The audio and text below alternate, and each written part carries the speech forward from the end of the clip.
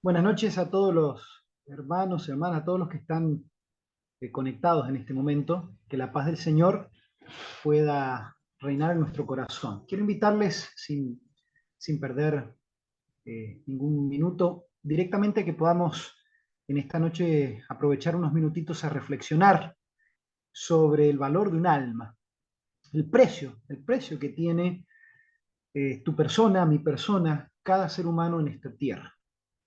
Yo quiero comenzar leyendo una, quiero comenzar leyendo breve, una breve línea que se encuentra en un libro titulado Palabras de vida del Gran Maestro.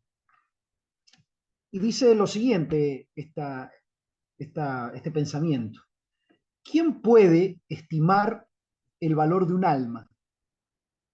Si queréis saber su valor, id al Getsemaní y allí velad con Cristo durante esas horas de angustia, cuando su sudor era como grandes gotas de sangre. Mirad al Salvador pendiente de la cruz. Oíd su clamor desesperado: Dios mío, ¿por qué me has desamparado? Mirad la cabeza herida, el costado atravesado, los pies maltrechos. Recordad que Cristo lo arriesgó todo. Por nuestra redención el cielo mismo se puso en peligro. Podréis estimar el valor de un alma al pie de la cruz, recordando que Cristo habría entregado su vida por un solo pecador. Tomo la parte inicial, tomo todo lo que he leído, pero quiero tomar especialmente la primera parte. Dice que tenemos que ver en el valor de un alma, tenemos que ver, ir a Getsemaní si queremos saber el valor de un alma. Vamos a Getsemaní. Vamos allí en el Evangelio de Lucas. Leamos en el Evangelio de Lucas, el capítulo 22, verso 39. Saliendo se fue como solía al monte de los olivos, y sus discípulos también le siguieron. Cuando llegó a aquel lugar les dijo: orad que no entréis en tentación. Y se apartó de ellos a distancia como de un tiro de piedra, y puesto de rodillas oró diciendo: Padre, si tú deseas, pasa de mí esta copa, pero no se haga como yo quiero, sino tu voluntad. Y se le apareció un ángel del cielo para fortalecerlo, y estando en agonía, oraba más intensamente, y era su sudor como grandes gotas de sangre que caían hasta la tierra. Queridos hermanos, esto nos relata la Biblia cuando Jesús fue a orar por sus discípulos y por toda la humanidad. Su oración era una oración de agonía. El momento al que él se iba a enfrentar es algo que ningún ser humano ha tenido que enfrentar. Nadie ha tenido que llevar el peso, ni el sufrimiento, ni la agonía que tuvo que llevar sobre sus hombros Cristo, que no era la angustia de la crucifixión, no era tener que ser atravesado con clavos en las manos y en los pies, ser escupido, azotado y coronado con una corona de espinas, aunque ya de por sí eso es doloroso y humillante. Pero no era ese el dolor más grande. El dolor más grande era tener que enfrentar la separación de su padre. Y quiero aprovechar estos minutos para proponer que dediquemos un tiempo, pero a considerar la cruz desde otro punto de vista, porque acá nos dice que vayamos a Getsemaní, que vayamos al pie de la cruz, que observemos el sufrimiento, todo lo que pasó Cristo, pero yo quiero proponerles que veamos la cruz desde otro punto de vista. ¿Qué les parece si nosotros nos dirigimos a la cruz, pero viéndolo desde el punto de vista del Padre? Porque pocas veces analizamos ¿y qué fue lo que tuvo que sufrir el Padre? ¿Solamente sufrió Cristo? ¿Solamente la agonía fue de Jesús? ¿Solamente el Getsemaní fue de Cristo? ¿Qué significó, qué debió significar para el Padre dar a su Hijo? Tenemos un ejemplo de la experiencia de Abraham al dar a su hijo único, Isaac, pero hay detalles. Isaac no era portador del pecado, Isaac no se enfrentaba a una muerte eterna, Isaac nunca se sintió abandonado por su padre en la magnitud que lo experimentó Cristo. Quiero leerles en un libro titulado Primeros Escritos, en la página 126, hay una vislumbre de lo que sucedió en el cielo cuando el plan de salvación se concretó antes de que el mundo fuera creado. Quiero compartirles con atención lo que aquí dice. El cielo se entristeció al saber que el hombre estaba perdido y que el mundo creado por Dios iba a poblarse de mortales condenados a la miseria, la enfermedad y la muerte, sin remisión para el ofensor. Toda la raza de Adán debía morir. Observé entonces al amable Jesús y contemplé una expresión de simpatía y tristeza en su semblante. Luego lo vi acercarse a la deslumbradora luz que envolvía al Padre. El ángel que me acompañaba dijo: está en íntimo diálogo con su Padre. La ansiedad de los ángeles era muy viva mientras Jesús estaba conversando con su Padre. 3 veces quedó envuelto por la esplendente luz que rodeaba al Padre, y la tercera vez salió de junto al Padre, de modo que ya fue posible ver su persona. Su semblante era tranquilo, exento de perplejidad y turbación, y resplandecía de amor y benevolencia inefable. Dijo entonces a los ángeles que se había hallado un medio para salvar al hombre perdido, que él había estado intercediendo con su Padre y había obtenido el permiso de dar su vida como rescate de la raza humana y de tomar sobre sí la sentencia de muerte a fin de que por su medio pudiese el hombre encontrar el perdón. Miren, al leer esto se plantea una cuestión. El Padre, el Hijo y el Espíritu Santo, que conocen el final desde el principio, debían saber que en algún momento el pecado iba a irrumpir en la familia humana. El pecado no fue algo que sorprendió a la deidad. Y Dios planificó si el hombre tomaba ese camino. Ante la vista de Dios están todos los caminos abiertos, está toda decisión humana y todo futuro ante la vista de Dios. Pero la libertad del ser humano es decidir qué hace con el camino que Dios le ofrece. Dios sabía lo que podía suceder si el hombre desobedecía y también sabía lo que sucedería si el hombre se mantenía fiel. Pero el hombre escogió. Y el pecado causó consecuencias desastrosas. Sin embargo, en el párrafo que he leído, vemos que tras haber entrado el pecado en la tierra, Jesús entra en diálogo íntimo con su Padre, al punto que los ángeles no pueden observarlo porque está rodeado de una luz gloriosa, y los ángeles no pueden entrar en esa intimidad, que es entre el Padre y el Hijo. Hemos leído que informó a los ángeles que había estado intercediendo, rogando a su Padre.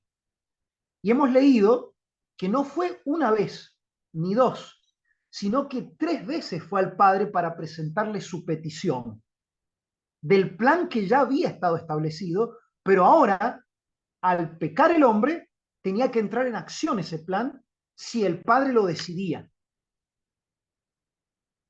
Sin embargo, el Padre, si él hubiese accedido la primera vez que Cristo entró a su presencia y hizo la petición de ser el portador del pecado, si esto hubiera sucedido en la primera, no habría existido razón de que 2 veces más hubiese entrado Jesucristo a la presencia del Padre hasta ser 3 veces que fue Él.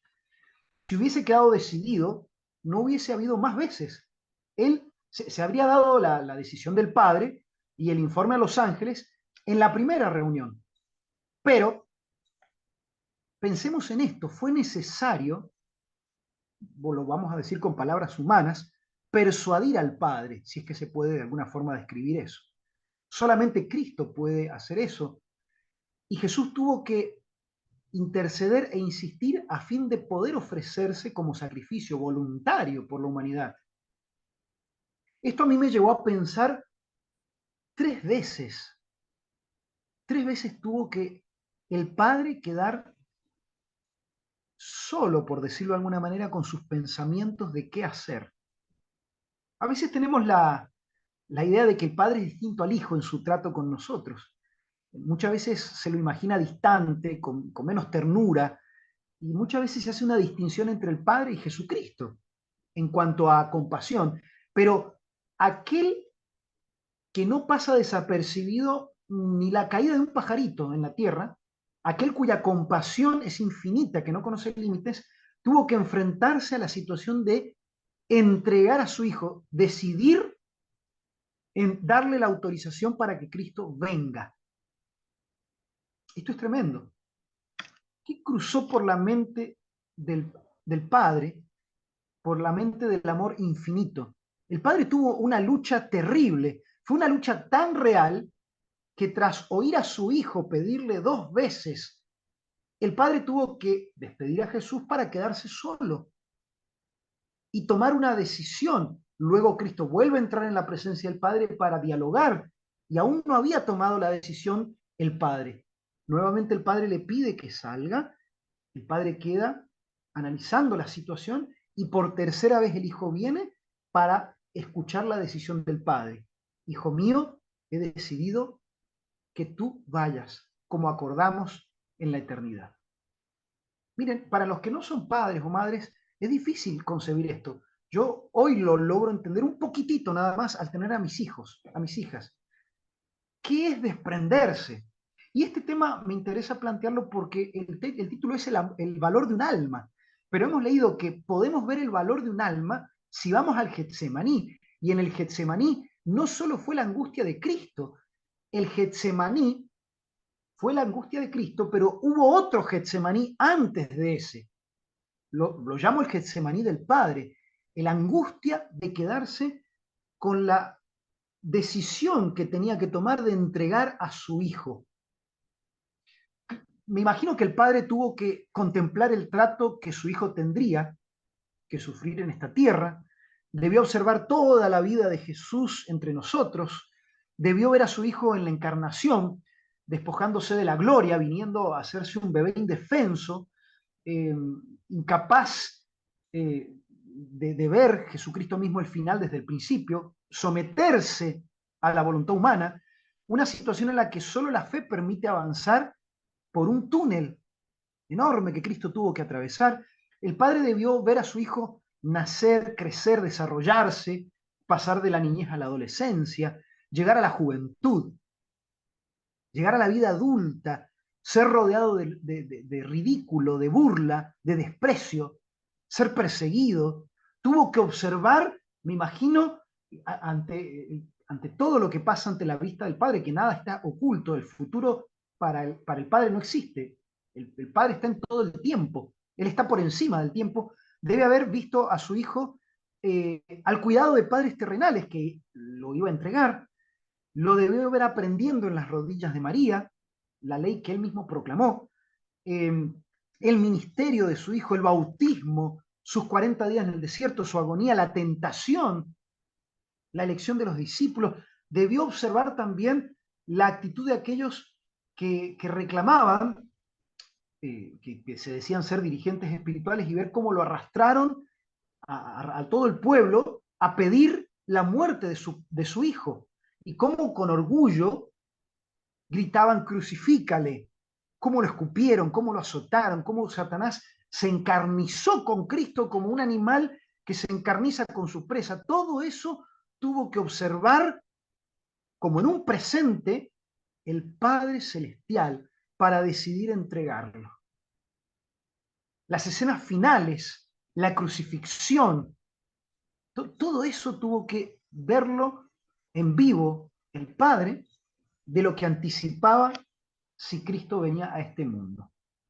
Y debió observar también el Getsemaní, allí donde Jesús comenzaría a experimentar la angustia por primera vez de la separación de su Padre. Dice que el ángel tuvo que descender, ese ángel era Gabriel, a fortalecer a Cristo, porque allí fue donde comenzó en el Getsemaní, en esa oración, comenzó la sensación que Cristo tenía, que comenzaba a distanciarse, a separarse de su Padre, y sentía que su Padre ocultaba el rostro de lo que se aproximaba. Ahora contemplaba el Padre a su Hijo no como la roca inquebrantable, sino que lo veía como un ser indefenso en las manos de sus enemigos despiadados y crueles. ¿Qué sentirían los que son padres en esta sala y los que vayan a ver el video, la transmisión? ¿Qué sentirías si eres papá, si eres mamá, si uno de tus hijos fuera secuestrado y tuviera que enfrentarse a la tortura y a la muerte? Eso sería terrible si te pasara. Pero si tú pudieras comunicarte de alguna manera, si levantaran el teléfono para que tú pudieras tener un contacto con él, tratarías de mantener la fortaleza para animarlo, para decirle, asegurarle que estás con él de alguna manera, aunque estés distante, que vas a mover cielo y tierra para encontrarlo, que se quede tranquilo, que si hay que pagar lo que sea, lo vas a sacar de abajo de las piedras o de donde sea el dinero para recuperarlo. Pero imaginen que esa comunicación, esa llamada telefónica que ponen los secuestradores para que escuches a tu hijo, se interrumpe. Y el contacto con tu hijo, en el momento de su extrema necesidad e indefensión, se corta. No solo eso, además, tu hijo siente que ustedes han colgado la llamada, que han cortado la llamada de teléfono y que ustedes han interrumpido la comunicación. Ustedes saben que no es así, que ustedes no han hecho eso, pero ¿qué sentirían si su hijo experimenta esa sensación? Es algo que no tiene una descripción. Cuando Cristo fue hecho plenamente el portador del pecado, ese contacto con su Padre, del que tanto dependía en la eternidad, había estado en contacto eterno con su Padre. Nunca se habían separado. Y aquí en la tierra se mantuvo en contacto permanente a través del Espíritu Santo. Pero ahora se empezaba a interrumpir. Para el hijo resultaba terrible, a tal punto que exclamó en la cruz: Dios mío, ¿por qué me has desamparado? ¿Qué debió ser para el padre esa oración? Debió ser la lucha del padre en el cielo, la angustia del propio padre. Debió observar el momento en que el hijo se iba a sentir totalmente abandonado, no solo de la familia y los discípulos y de su pueblo, sino también ahora del padre. Y ese pensamiento debe haber sido algo que quebrantaba el corazón.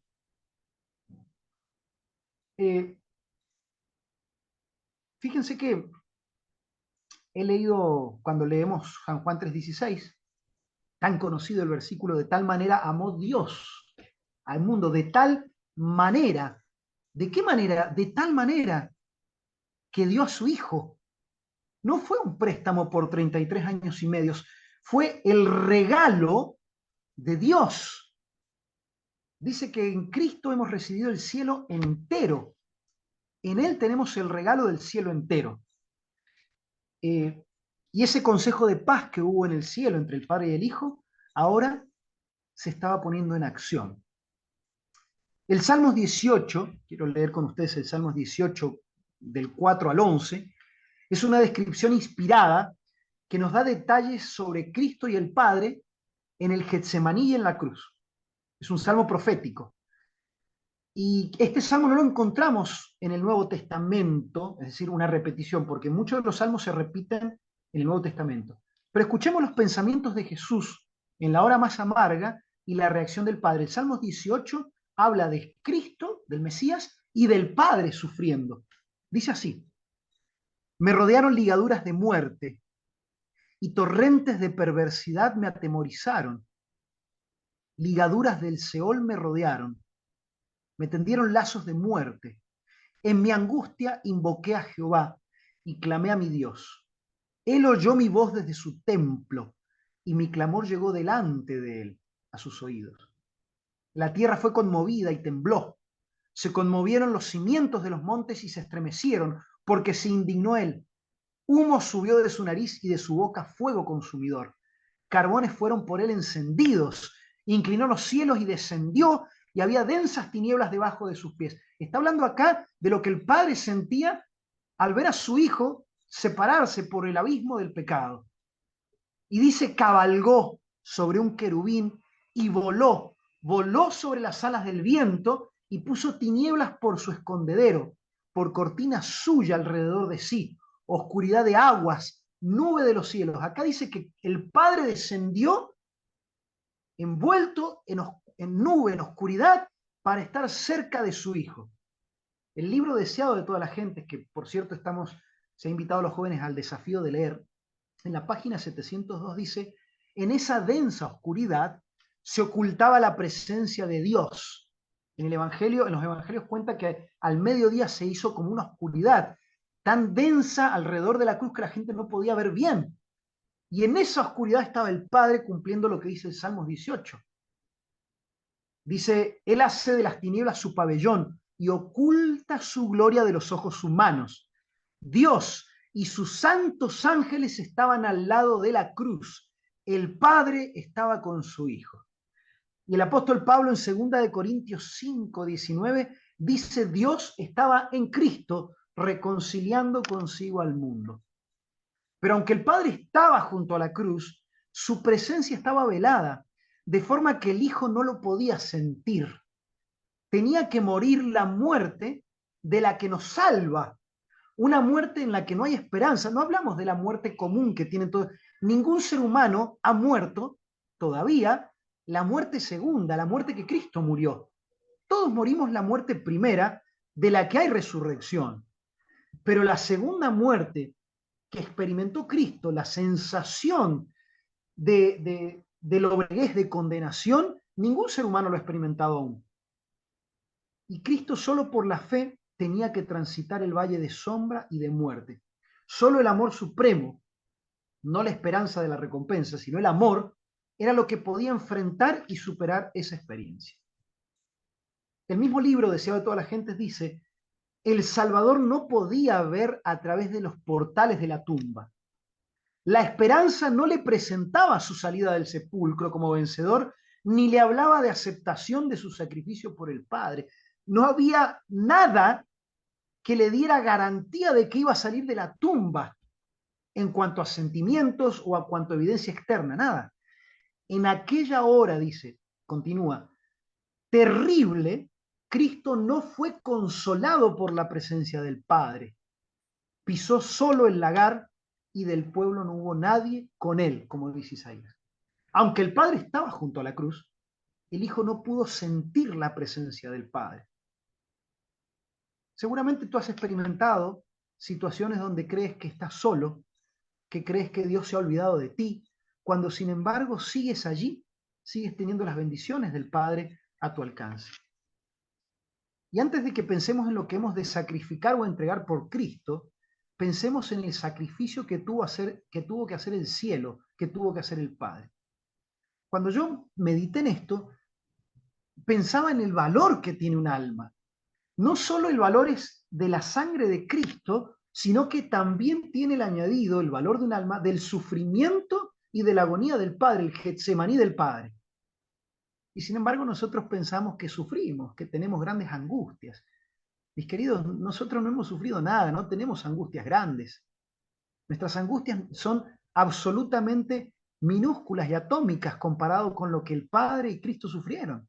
Y aún así se compadecen de nosotros. Cuando podemos ver a Jesús y al Padre en esa agonía, nuestra carga se vuelve ligera, nuestro yugo se vuelve fácil. Cuando sentimos el amor del Padre, lo creemos, y del Hijo hacia nosotros, el pecado pierde su poder. Por eso el apóstol Pablo dice en Efesios 3, versículo 14 al 21, Efesios capítulo 3, versículo 14 al 21, dice allí el apóstol Pablo, por esta causa doblo mis rodillas ante el Padre de nuestro Señor Jesucristo, de quien toma nombre toda la familia en los cielos y en la tierra, para que nos dé conforme a las riquezas de su gloria, el ser fortalecidos con el poder en el hombre interior, por su espíritu, para que habite Cristo por la fe en vuestros corazones, a fin de que arraigados y cimentados en amor, seáis plenamente capaces de comprender con todos los santos cuál sea la anchura, la longitud, la profundidad y la altura, y de conocer el amor de Cristo que excede todo conocimiento, para que seáis llenos de toda la plenitud de Dios. Y aquel que es poderoso para hacer todas las cosas, mucho más abundantemente de lo que pedimos o entendemos, según el poder que actúa en nosotros, a Él sea la gloria en la iglesia de Cristo Jesús, por todas las edades, por los siglos de los siglos. Amén, dice el apóstol Pablo. Mis queridos hermanos, yo quiero finalizar esta reflexión y que pensemos en esto. ¿Qué nos mueve a testificar? O voy a cambiar mi pregunta. ¿Por qué no nos movemos a testificar? ¿Por qué no nos movemos a hablar del amor de Cristo? Porque pensamos en nuestros sufrimientos que no son nada. Y si pensáramos más en lo que el Padre tuvo que experimentar y en lo que Cristo tuvo que experimentar, podríamos ver el valor de un alma. La sierva de Dios dice que un alma es de un valor inestimable. El alma que se ha entregado a Cristo es más preciosa a sus ojos que el mundo entero. Es más preciosa que el mundo entero. Y en Joya de los Testimonios se habla de cómo se mide el valor de un alma. ¿Cómo pudiéramos medir ese valor? Bueno, cuando nosotros meditamos en esto, nos lleva a pensar en esto. Dice acá lo siguiente. Quiero leer esto para ir finalizando. La muerte de los mártires no se puede comparar con la agonía sufrida por el Hijo de Dios. Tenemos que adquirir una visión más amplia y profunda de la vida, los sufrimientos y la muerte del amado Hijo de Dios. Cuando se considera correctamente la expiación, se reconoce que la salvación de las almas es de valor infinito. En comparación con la empresa de la vida eterna, todo lo demás se hunde en la insignificancia, pero cómo han sido despreciados los consejos de este amado Salvador.